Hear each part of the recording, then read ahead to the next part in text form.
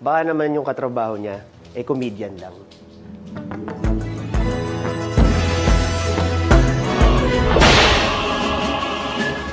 Okay yan, balot. Balot ng partiki. Hindi namin lagi siya! Kahit anong gawin niyo! Akin lang siya!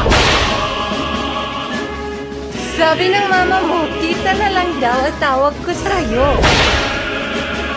Hey, roller coaster, boss. Sakay ka? Suntukan na lang, wag lang yung... Pag nakikita ka na, bumabagal. Yung mga palakita mo ng may arko.